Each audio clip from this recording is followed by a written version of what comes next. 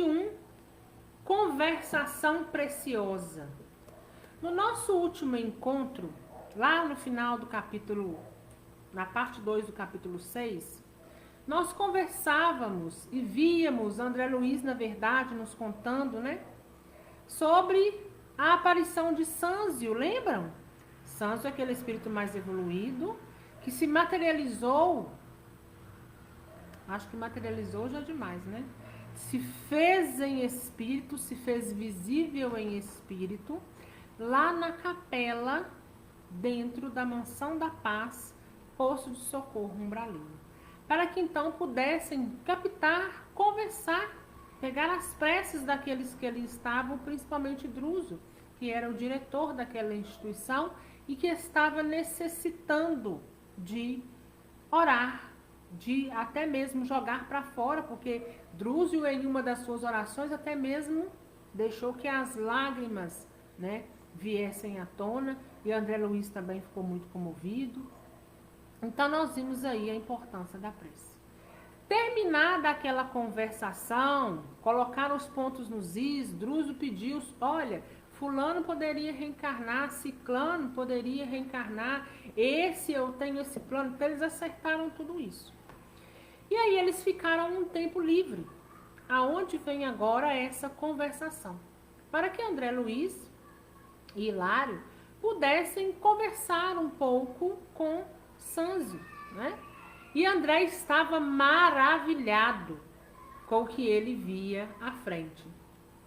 Tanto que ele inicia-se assim: facilitando-nos a tarefa, Druso apresentou-se mais intimamente ao ministro Sânzio, informando que estudávamos em alguns problemas da mansão as leis de causalidade, com o objetivo de penetrar mais amplas esferas de conhecimento acerca do destino, indagava-nos sobre a dor. Então, o Druso apresenta, né, Hilário e André Luiz falam, olha, eles estão aqui na Mansão do Caminho estudando, eles estão aqui para saber mais a fundo a questão da lei de causa e efeito, entender. E lugar, né? Não tem lugar melhor para você entender lei de causa e efeito do que nas esferas mais densas, visto que ali está cheio de uma problemática, estão de uma certa forma colhendo exatamente a extensão de uma vida física. Porque nós sabemos, nós já discutimos sobre isso, que o céu ou o inferno, vamos dizer assim para entender, está em nós, inicia-se em nós. E pós-desencarne a gente continua da mesma forma. Então ele continua, o grande mensageiro, como que abdicou por momentos a elevada posição hierárquica que lhe quadrava a personalidade distinta, e tanto pelo olhar quanto pela inflexão da voz, parecia agora mais particularmente associado a nós, mostrando-se mais à vontade. Então, depois que André Luiz fala, olha, depois que foi passado todo aquele momento das preces, né, parece que ele estava agora mais íntimo de nós. Então, ele estava o quê? Deixando mais aberto para as perguntas, para a conversação. E aí, quando André Luiz fala que eles queriam indagar ali, né, sobre a dor, então Sânzio diz a ele, né, complementa, a dor, sim a dor. Murmurou compadecido, como se prescrustasse transcendente questão nos escaninhos da própria alma. O que ele está dizendo aqui? Quando André Luiz fala sobre a dor, ele repete, mas ele compreende, como se ele voltasse lá no passado, em tudo que ele também já passou e nas dores que ele também já enfrentou, né?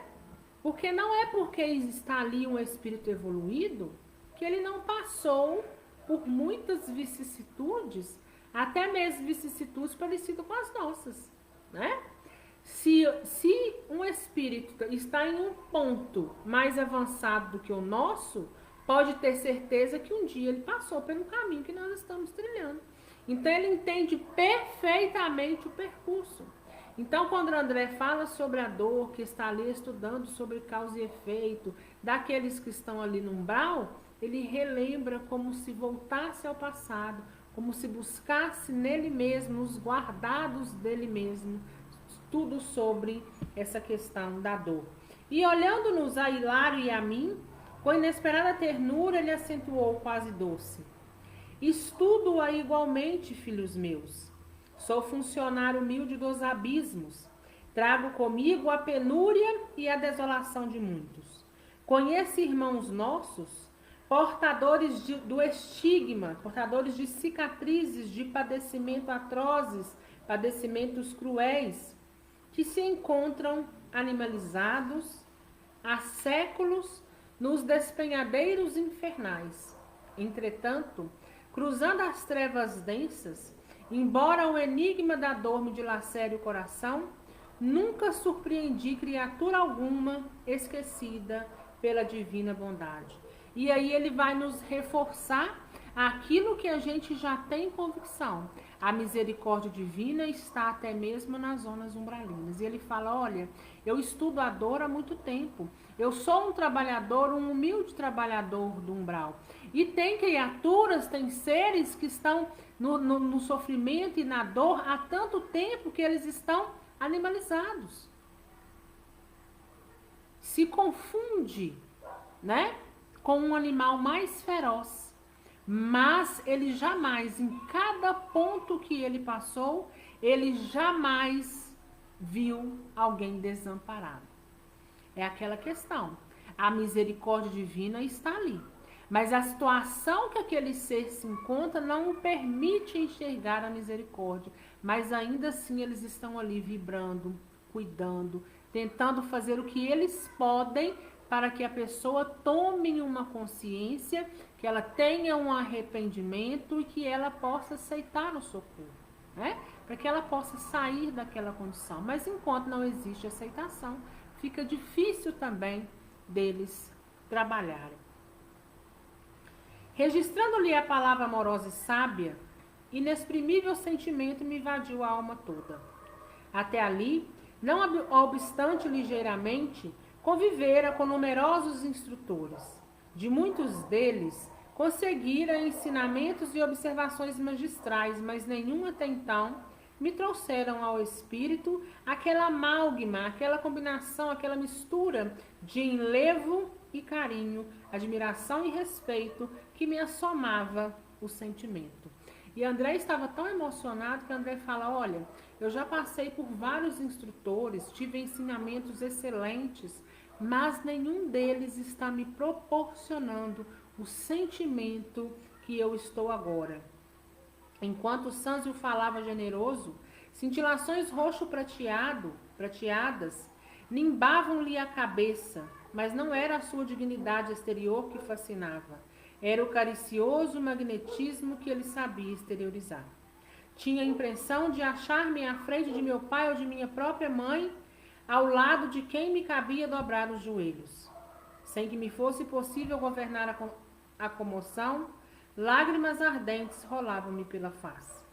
Não pude saber se Hilário estava preso ao mesmo estado d'alma, porque diante de mim passei a ver Sâncio somente, dominado por sua grandeza humilde. De onde vinha, Senhor? Perguntava sem palavras nos refolhos do coração. Aquele vulto tão ilustre, mas apesar disso tão simples d'alma? Onde conhecera eu aqueles olhos belos e límpidos? Em que lugar lhe recebera um dia o orvalho de amor divino, assim como o verme na caverna sente a bênção do calor do sol? O ministro percebeu minha emotividade, como o professor assinala a perturbação do aprendiz. E como se quisesse advertir-me sobre o aproveitamento das horas, avançou para mim e observou carinhosamente. Pergunte, meu filho, sobre questões não pessoais e responderei quanto puder. Então, Sâncio, percebendo o quanto o André estava emotivo, ele logo chamou, né, para a realidade. Como se diz, eu estou à disposição, mas deixe as coisas pessoais de lado, pergunte o que você quiser acerca dos estudos, né? E o que eu puder, eu irei te responder, né? Então veja como a espiritualidade trabalha em conjunto e carrega os mesmos princípios. Porque quando a gente muitas das vezes chama, invoca pela espiritualidade, por Deus, por Jesus, nós estamos querendo saber sobre nós mesmos, né? O egoísmo que está em nós é tão grande que a gente quer saber sobre nós mesmos, de coisas pessoais. Mas a gente também esquece de olhar, não que isso seja proibido, mas a gente esquece de olhar para Jesus e para Deus para poder tirar as nossas dúvidas. Dúvidas que às vezes assolam não só a nós, mas assola um grupo, assola a nossa casa, assola o todo, né? Então, ele está dizendo para André, pergunte, aproveite o tempo, que o que eu puder, eu irei então lhe ajudar. Percebi-lhe a nobre intenção e busquei dominar-me. Grande benfeitor, exclamei comovido, buscando olvidar, buscando esquecer os meus próprios sentimentos. Poderemos ouvi-lo de algum modo acerca do karma? Então, olha aí, André já levantou uma problemática que não é só dele. O karma. O que é o karma? Né? Nós vamos entender aqui. Nós já conversamos sobre isso lá atrás, numa outra oportunidade. Mas vamos ver o que Sanzio, que é um espírito superior, vai dizer sobre o karma. E Sanzio retomou a posição que lhe era habitual junto ao espelho cristalino e disse: sim, o karma, expressão vulgarizada entre os hindus, que em sânscrito quer dizer ação. A rigor designa causa e efeito, de vez que toda ação ou movimento deriva de causa ou impulsos anteriores. Para nós, expressará a conta de cada um, englobando os créditos e os débitos em que particular nos digam respeito. Por isso mesmo, a conta dessa natureza, não apenas catalogando e definindo individualidades, mas também povos e raças, estados e instituições. Então, o que é o karma? Porque muitas vezes a pessoa fala assim, eu tenho um karma, né? Isso é karma. Estou enfrentando isso aqui, isso é karma. Isso é alguma coisa que alguém me jogou, isso é uma coisa... Então, a gente sabe que o mal existe e ele está aí, nós não damos ênfase a ele. Então, a maioria das coisas que a gente passa, e agora a gente vai deixar a exceção para quando a gente deixa a porta aberta, né? E quando a gente deixa a porta aberta, a gente facilita que muitas coisas também nos chegam. Mas em se tratando aqui agora do karma, daquela vivência que nós precisamos passar. Então, o que é esse karma? E ele está dizendo aqui, né? Que primeiro que vem de ação. Toda ação gera uma reação. Por isso a gente fala causa e efeito. E ele está dizendo que para nós é a conta de cada um, que engloba débitos e méritos, né? Créditos, né? Então, o karma nada mais é do que as nossas boas e más ações. Então, a gente vai passar exatamente aquilo que um dia nós plantamos. Se eu tenho débitos, eu vou precisar passar por aqueles 3 elementos. Eu preciso arrepender, reparar e expiar. Se eu tenho crédito, isso me impulsiona e também alivia, atenua as minhas provas. E ele está dizendo, né, gente, que o que acontece? Essa questão do karma, que tudo é catalogado diante dessa lei de causa e efeito. E esse catálogo não é sobre somente a gente, o individual. Mas olha lá, esse karma também está para povos e raças, estados e instituições. O ministro fez uma pausa com quem dava a perceber que o assunto era complexo e continuou. Para melhor entender o karma, ou conta do destino criado por nós mesmos, convém lembrar que o governo da vida possui igualmente o seu sistema de contabilidade a se lhe expressar nos mecanismos de justiça inalienável, justiça intransferível. Eu fiz errado, a justiça é comigo, não é com o outro. Então a gente lembra mais uma vez. Ato do outro é do outro, a consequência é dele. O outro não paga o que eu preciso pagar. Débito é meu, a conta é minha. Um filho não paga a conta de um pai.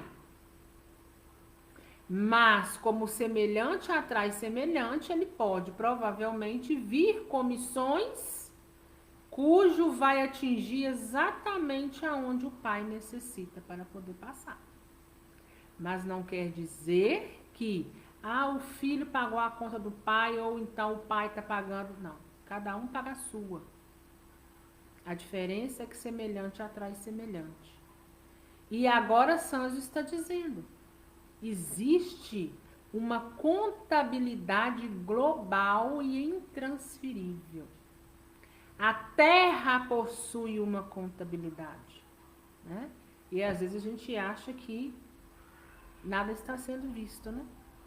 Tudo está sendo visto, anotado e contabilizado, né? Como se diz lá no filme Nosso Lar, quando o André chega para poder pegar as mensagens que só tem 2, e André fala, não, mas não é possível, procura direito aí que essa conta está errada, né?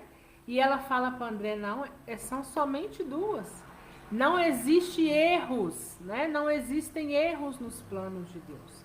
Então, tudo que foi catalogado é porque é exatamente aquilo ali, né? Não existem erros. E ele continua. Se no círculo das atividades terrenas, qualquer organização precisa estabelecer um regime de contas para basear as tarefas que lhe falem a responsabilidade, a casa de Deus, que é o todo o universo, não viveria igualmente sem ordem. A administração divina, por isso mesmo, dispõe de sábios departamentos para relacionar, conservar, comandar e engrandecer a vida cósmica, tudo pautando sobre a magnanimidade do mais amplo amor e da mais criteriosa justiça. E aí eu dou uma pausa para a gente comentar uma coisa. Gente, mas por que a gente sempre coloca nas intenções o nome completo, a gente coloca as datas, nascimento e desencarne? Porque tudo é catalogado. As pessoas acham, né, que a espiritualidade tem que adivinhar quem é, de onde é, né? Algumas vezes eles sabem, porque às vezes estão há mais tempo naquele mesmo círculo, né? Igual aqui, por exemplo, quando eu vou falar sobre a mãe da Silvia Leones, quando eu vou falar do pai da Cris, quando eu vou falar da mãe da Ana Paula, quando eu vou falar de qualquer um de vocês que já estão aqui mais tempo com a gente, é natural que os mentores já conhecem os entes de vocês. Por quê? Porque são extensão de vocês que estão aqui, né? Então, se um dia faltar uma data de algum de vocês, por essa afinidade que foi construída, eles vão conseguir encontrar. Não que os outros que faltarem não vão conseguir. Vão conseguir, mas vão ter que procurar, vão dar mais trabalho, né? Então, ele está dizendo aqui, olha, tudo que existe na Terra, a grosso modo é isso. Existe no mundo espiritual ainda mais aperfeiçoado. Se na Terra as instituições, né, as grandes instituições e até mesmo as pequenas, né, até o nosso CNPJ que não tem movimentação, a gente precisa prestar contas anualmente, pagar as taxas, pagar isso, pagar aquilo.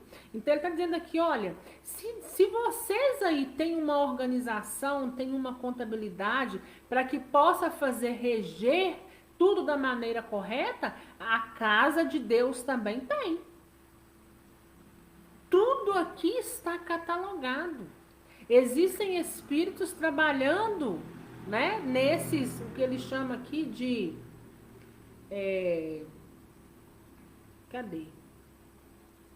Vou achar. Departamentos, né? A administração divina tem os seus departamentos. Todos estão ali trabalhando, ajudando a catalogar.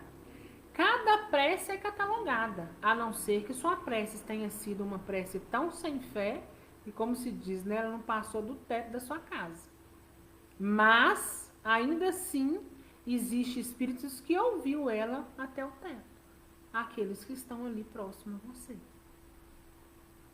Mas nada foge, né? Quando a gente achar que a gente não está sendo visto, não estamos sendo notados, pode ter certeza que tudo está sendo anotado. Cada ato nosso, cada débito e cada crédito, né? Nas sublimadas regiões celestes de cada orbe, entregue à inteligência e à razão, ao trabalho e ao progresso dos filhos de Deus, fulgaram os gênios angélicos encarregados do rendimento e da beleza, do aprimoramento e da ascensão da obra excelsa, com ministérios apropriados à concessão de empréstimos e moratórias, créditos especiais e recursos extraordinários a todos os espíritos encarnados ou desencarnados que os mereçam em função dos serviços referentes ao bem eterno. E nas regiões atormentadas como esta, varridas por ciclones de dor regenerativa, temos os poderes competentes para promover a cobrança e a fiscalização, o reajustamento e a recuperação de quantos se fazem devedores complicados ante a divina justiça. Poderes que têm a função de purificar os caminhos evolutivos e circunscrever as manifestações do mal. As religiões na Terra, por esse motivo, procederam acertadamente localizando o céu nas esferas superiores e situando o inferno nas zonas inferiores, porquanto nas primeiras encontramos a crescente glorificação do universo e nas segundas a purgação e a regeneração indispensáveis à vida, para que a vida se acrisole e se eleve ao fulgor dos cimos. O que ele está dizendo aqui? Olha, aí na Terra vocês bem ponderaram, né? As religiões bem ponderou quando fez menção a céu sendo uma coisa superior e inferno sendo um purgatório.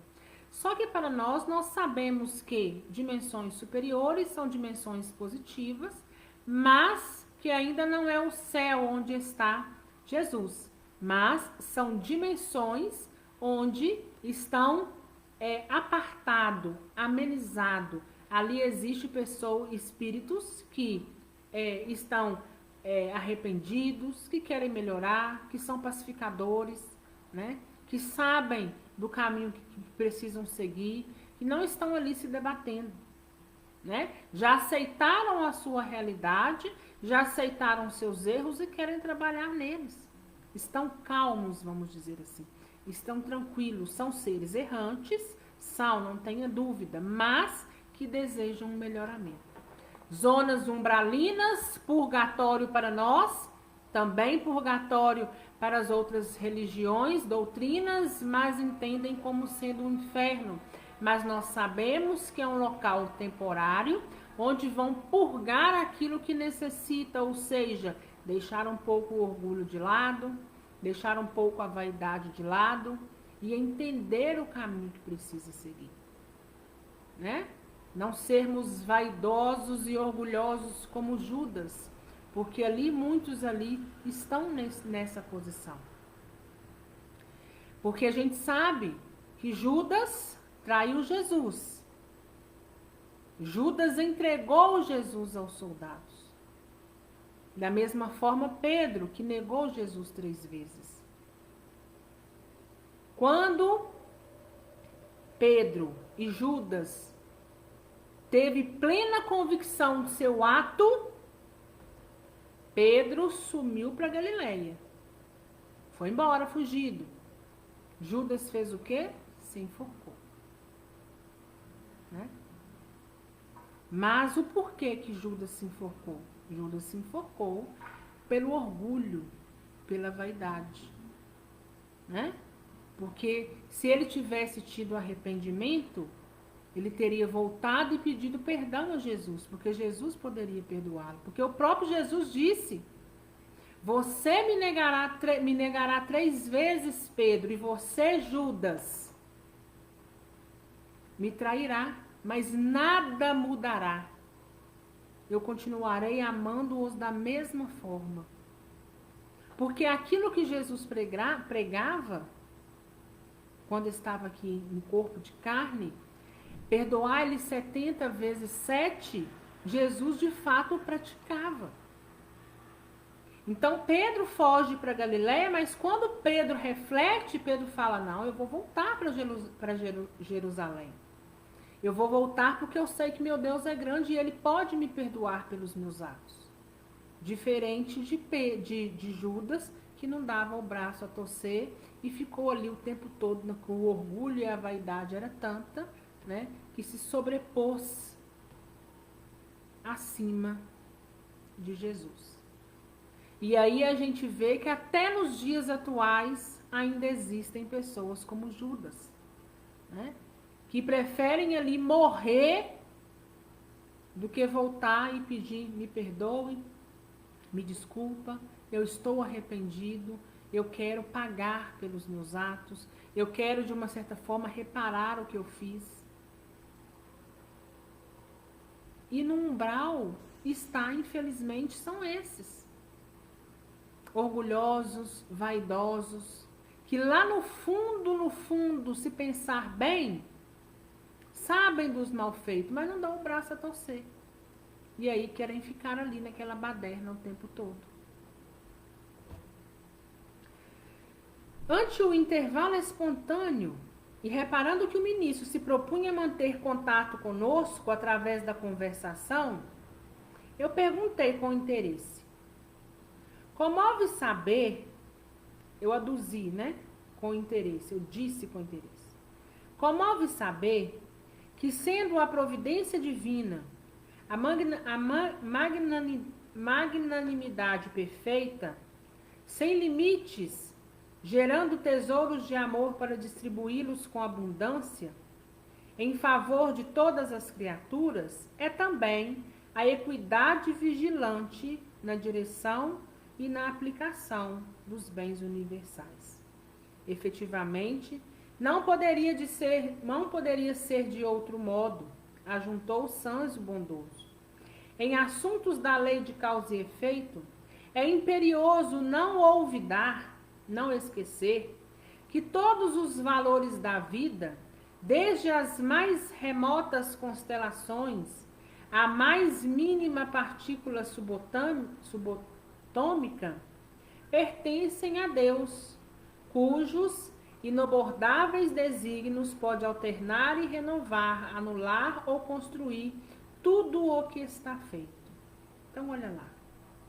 Nós temos um caminho, todos nós, inclusive o globo terrestre, mas tudo está sob o comando de Deus. E somente Ele pode cancelar, pode anular, pode, durante o percurso, mudar o nosso caminho. Assim, pois, somos simples usufrutuários da natureza, que consubstancia os tesouros do Senhor, com responsabilidade em todos os nossos atos, desde que já possuamos algum discernimento. Se eu tenho discernimento, se eu sei refletir, se eu sei o que é certo, o que é errado, eu também, então, passo a fazer jus e estou dentro dessa lei de causa e efeito. Diferente daquele que não sabe o que faz, né? Mas se eu tenho discernimento, eu também sou responsável pelos meus atos. O espírito, seja onde for, encarnado ou desencarnado, na terra ou noutros mundos, gasta em verdade o que não lhe pertence, recebendo por empréstimo do Eterno Pai os recursos de que se vale para efetuar a própria sublimação no conhecimento e na virtude. Então, olha lá. nós estamos na terra gastando o que não é nosso. E não só gastando, mas ainda não contentes com gastar o que não é nosso, o homem destrói. E se ele tem discernimento da destruição, pode saber que é passível também de responsabilidade. Então veja bem, nós estamos inseridos aonde não nos pertence. Nós somos espírito que estamos na carne, mas essa não é a nossa origem. Então nós devíamos de zelar. É como quando a gente vai para a casa emprestada de alguém e a gente chega lá e destrói, né? Enquanto a gente deveria zelar por aquilo que nos está sendo emprestado temporariamente. Então a gente percebe também o quanto a humanidade está endividada perante as leis divinas. Patrimônios materiais e riquezas da inteligência, processos e veículos de manifestação, tempo e forma, afeições e rótulos honoríficos de qualquer procedência, são de propriedade do Todo Misericordioso, que nos concede a título precário, a fim de que venhamos a utilizá-los no aprimoramento de nós mesmos, marchando nas largas linhas da experiência, de modo a entrarmos na posse definitiva dos valores eternos, sintetizados no amor e na sabedoria, com que em futuro remoto lhe retrataremos a glória soberana. Desde o elétron aos gigantes astronômicos da tela cósmica, tudo constitui reservas das energias de Deus que usamos em nosso proveito, por permissão dele, de sorte a promovermos com firmeza nossa própria elevação à sua majestade sublime. Tudo nos são emprestado. Nós já sabíamos disso, né?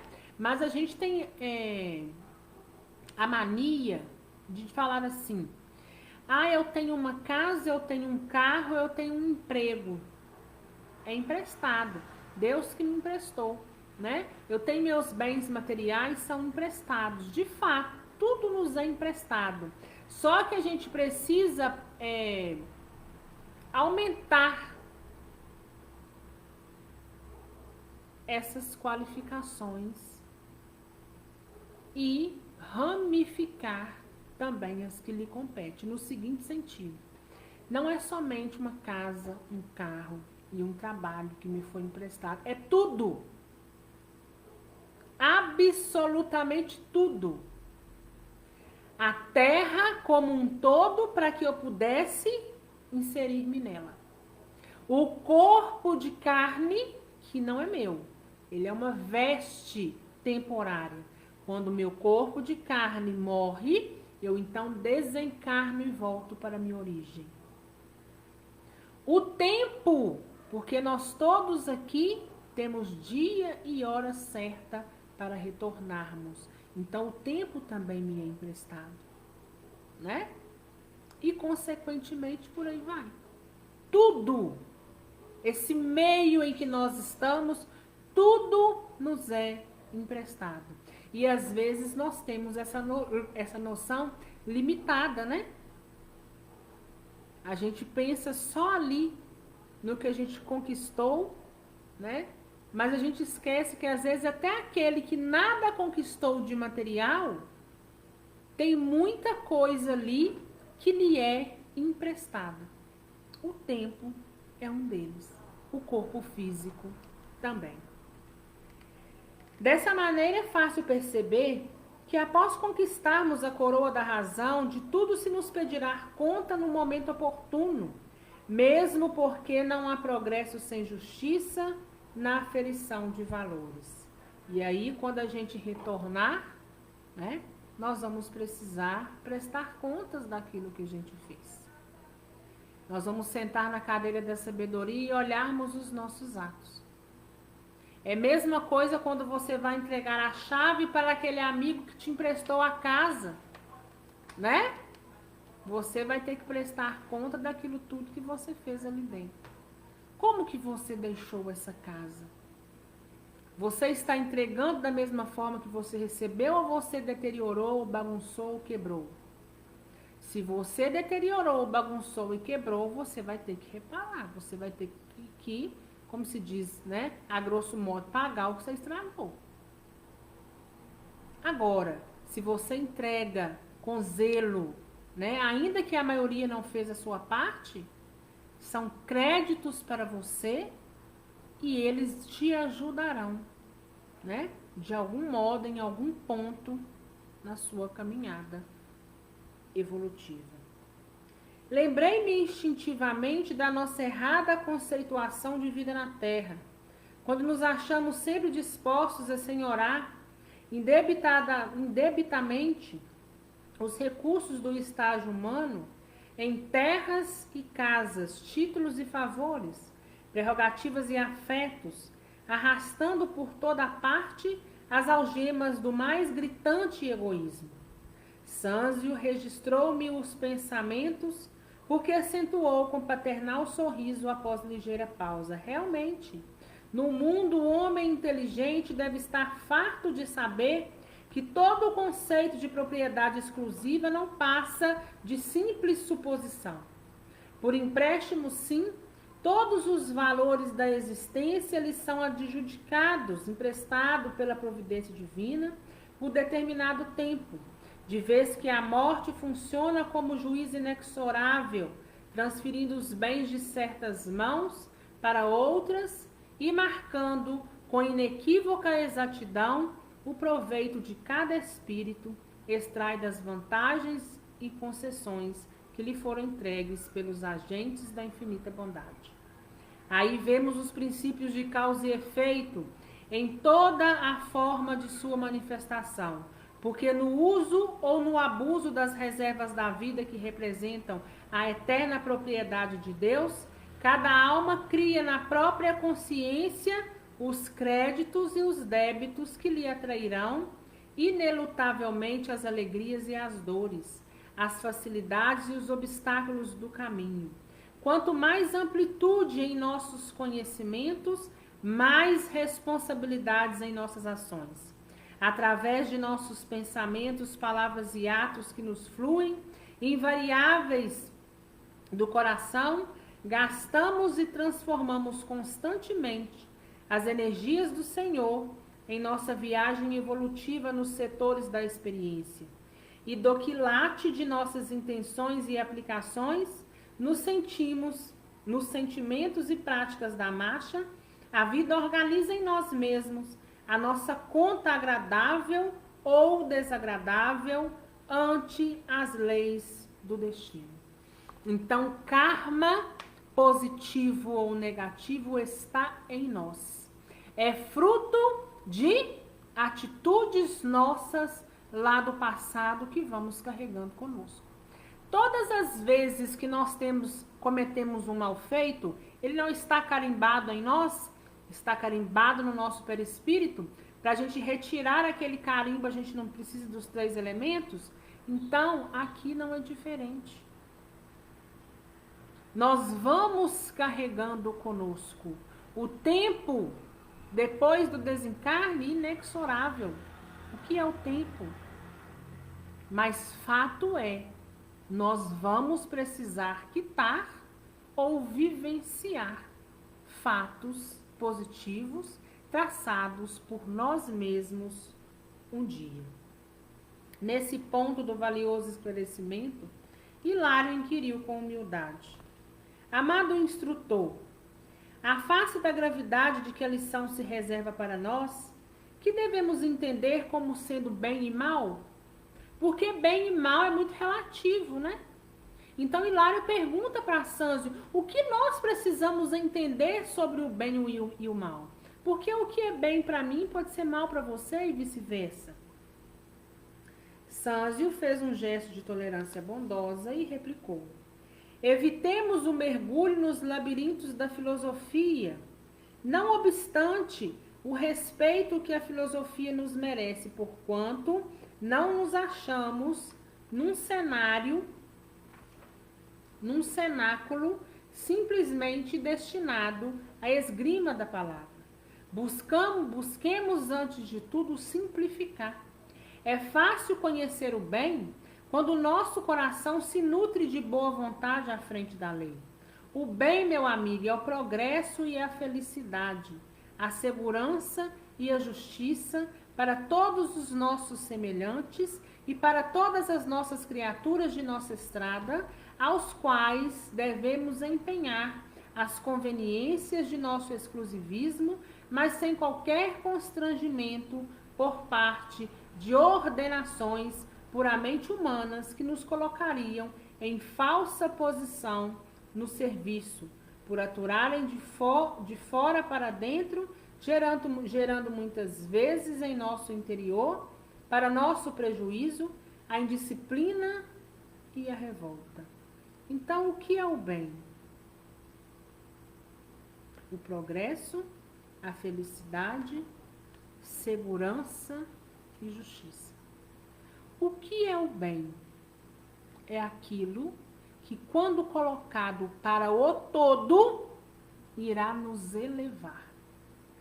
Quando em relação ao individual, eu faço o exercício da empatia. E aí, ainda que bem e mal seja subjetivo, quando eu faço o exercício da empatia, a tendência é que eu não vá imputar ao outro aquilo que me causa determinada dor e frustração. Às vezes, alguns podem até estar equivocados. Mas se assim estiver, que eles façam a correção. Né? Então, o bem é aquilo que quando você coloca diante de determinada situação ou diante de um todo, vai gerar o bem para todos. Né? A gente precisa sair dessa questão do exclusivismo, de somente olhar o bem para nós mesmos. Nós precisamos olhar o bem também para fazer empatia ao outro, mas nós precisamos olhar também o todo, olhar o meio, porque se nós conseguirmos melhorarmos o meio, a gente nos melhora o meio, e se cada um vai fazendo isso, daqui a pouco está bem melhor do que quando tudo começou e ainda não tínhamos tanto discernimento assim.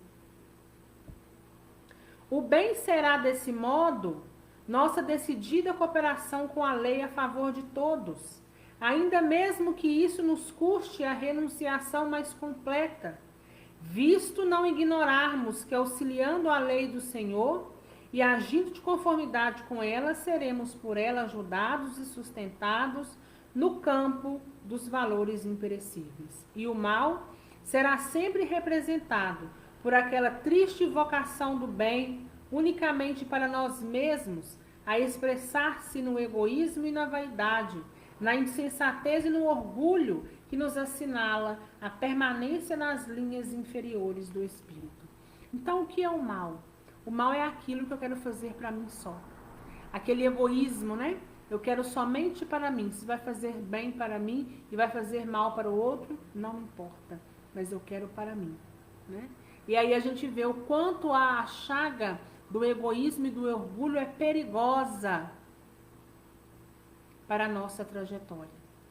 Então, por isso nós precisamos estarmos vigilantes aos nossos atos, para que a gente não esteja caindo diante de coisas más, atitudes más, achando que está fazendo muito, enquanto nós não estamos fazendo nada.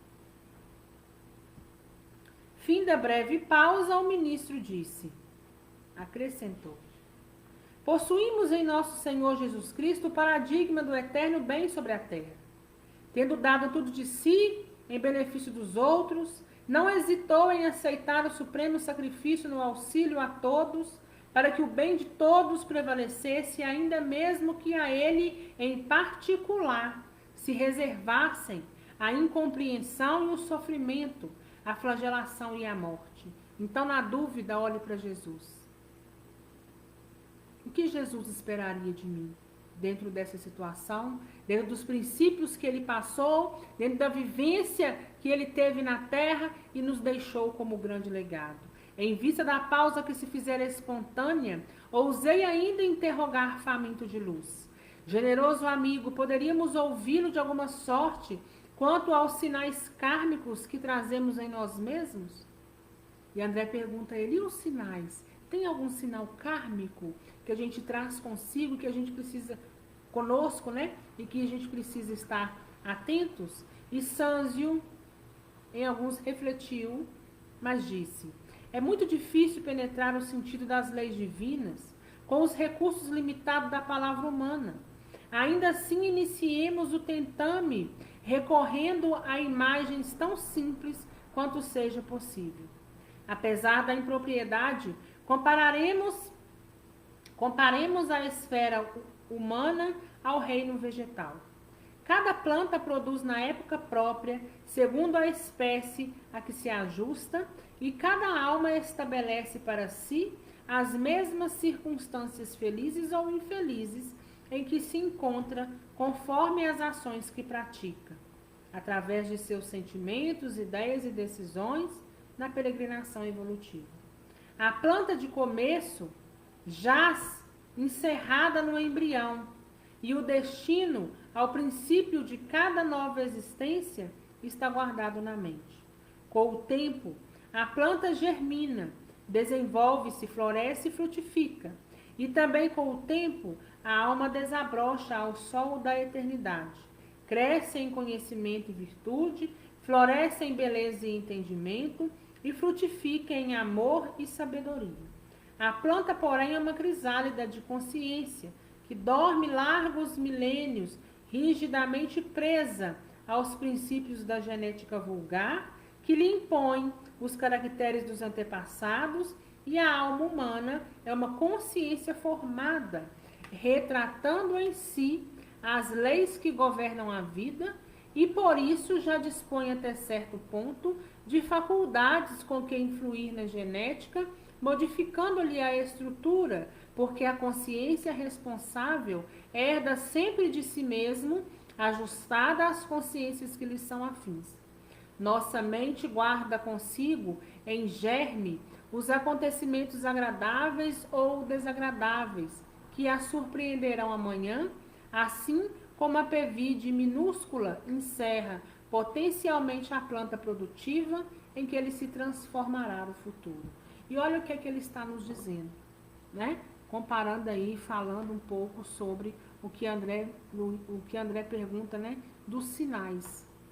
E ele nos compara com a planta, né? A planta chegará um dia em um desenvolvimento evolutivo ao qual nós estamos. Mas nós já trilhamos esses séculos, esses milênios, vamos dizer assim. Então nós temos discernimento. Então a gente é que vai trilhando o nosso próprio caminho. Porque se eu hoje faço o mal, eu tenho discernimento que existe uma lei de causa e efeito. Então lá na frente eu terei um karma positivo ou negativo. Então esse é um sinal. Então hoje eu preciso corrigir hoje o que eu faço para que lá na frente a atitude de hoje não me chegue negativamente. Então ele fala, olha, é muito complicado precisar dentro dos limites, né, que a humanidade se encontra para entender. Mas o que vocês podem compreender é isso, né? A planta, ela tem as suas fases. Nós também as temos. Um vegetal tem as fases de evolução, nós também estamos caminhando evolutivamente. Mas se nós temos discernimento, nós precisamos fazer melhor do que ontem e amanhã melhor do que hoje. Porque esse é um sinal de que se a lei de causa e efeito é para todos e contra todos, positivamente ou negativamente, é esse o sinal que eu terei lá na frente de uma vivência ao qual eu também estarei inserido nela, porque um dia eu mesmo atraí para mim aquilo que eu não deveria, ou talvez estava equivocado, ou então vou vivenciar alegrias aos quais um dia eu também plantei. Assim nós encerramos a parte 1 do capítulo 7. Alguma dúvida, gente?